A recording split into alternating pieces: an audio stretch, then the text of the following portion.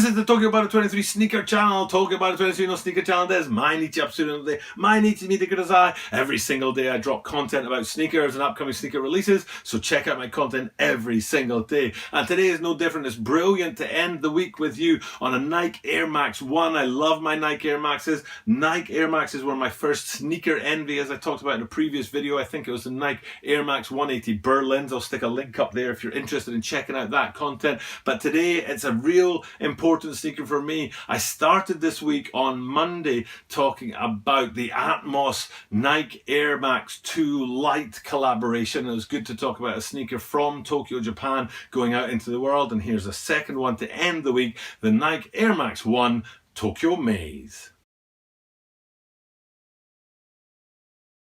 As I said in the introduction, today is all about the Nike Air Max 1 Tokyo Maze that I'll be bringing today and talking to you about that sneaker, and I'll be hoping to get that boy in hand sometime soon so I can share that with you guys. But before I do that, for the last time, I'm trying to make up for a lost week. The lost week is a bit like Jurassic Park and the Lost World. The lost week at Tokyo Battle 23. Last week, because I have a tiny brain and I have absolutely no capacity for memory. Last week I totally forgot to ask for subscribers on the channel in every single video. 7 consecutive videos where I did not say the magical words, please subscribe, and I missed out on a ton of subscribers, especially the big I've never owned a pair of Jordans videos, which is an important video for my channel because it marks the change from phase 1 to phase 2, and it's really important that that video sells my channel. And I didn't ask for subscribers because I'm a knucklehead, a bonehead, a doofus, a dumb... I try not to cuss in my videos, but anyway,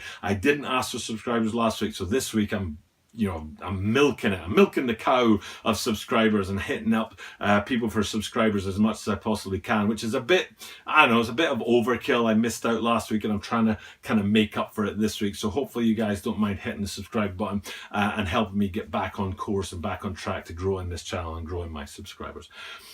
もう1週間毎日言いました。登録お願いします。よく言いましたので、先週は全く忘れたので、今週は毎日登録お願いしますというのを忘れないように言いました。で、今日は日曜日ので、このしつこくまでぐらいの登録お願いしますということをここまでにします。で、明日から普通に登録お願いしますというので、今週は登録をするのはぜひお願いするので、先週は忘れたからね。言うのを忘れたから。登録よろしくお願いします。Okay, let's get into this sneaker. I started the week with a Tokyo sneaker. I'm ending the week with a Tokyo sneaker. I was really happy to do so. And there's an awful lot going on with the sneaker, and it really is a cracking sneaker. It's part of the On Air group. There were 6 sneakers that were designed by people out there across the world. A lot of them tended to sort of focus in on the Air Maxes. I think there were Air Max 97s and 98s were in there a lot. But there were a couple of Air Max 1s, and this one obviously is the one that caught my eye because it is the Tokyo Maze one. And that maze effect is supposed to represent the subways here in Tokyo, which are incredibly complicated.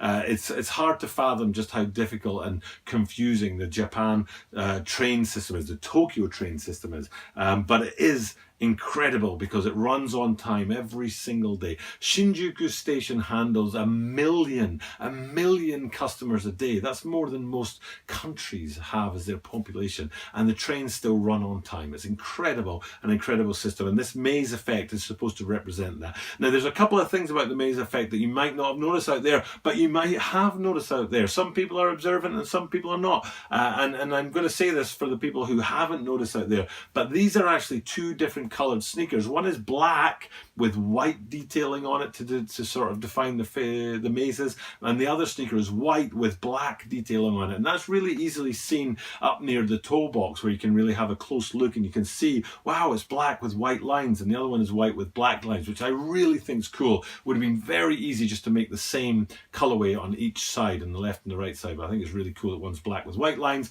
and one's white with black lines. I think that's a really cool effect. And the second cool effect is that the panels have different mazes on them, and they're kind of like mazes that you'd get in a puzzle book. You know, as a kid I used to have these puzzle books that would be like spot the difference and draw through the maze and all that kind of thing. And there were two kinds of mazes that I really liked, and one is the square, like straight line mazes that you can see in the screenshot up here, and they are, you know, some of these the panels on the Air Max ones that have the straight line mazes on them, but then also the curved line mazes are in there as well. So not only do you have two different colorways on the left and right, but in each panel you have different mazes, the straight line mazes and the curved line mazes.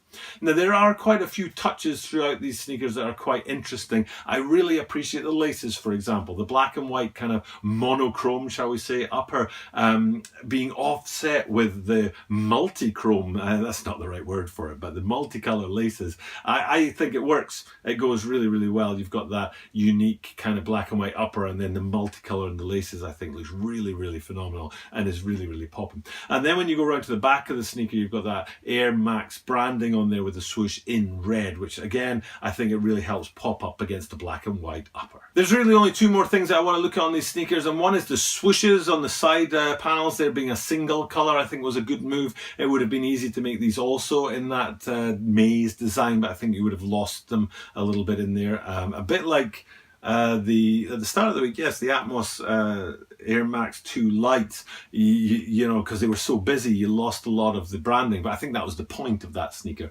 Whereas in this case, having that single color swoosh on the side helps it stand out from that mazy background. But then the last thing we want to look at is the outsole, which I just love it. I love it when you get a translucent outsole. The translucent outsoles look great. And I first really loved it for the channel with the pigeon, the Dunk Low pigeon pandas with that translucent outsole that looked through to newspaper clippings and headlines from newspapers. And in the case of these Air Max 1s, the translucent outsole looks through to the words Tokyo Maze. And I just think that's a brilliant finale for a phenomenal looking sneaker. I'm really, really into these sneakers. I think they're a great looking colorway. I think it's just a great balance of a sneaker. There's not too much of one or not enough of the other in design elements. The whole thing works really, really well together. And I'm really, really happy that they've come out of Tokyo where I am. And if I can get my hands on a pair, I will do absolutely anything I can within reason to get my hands on a pair.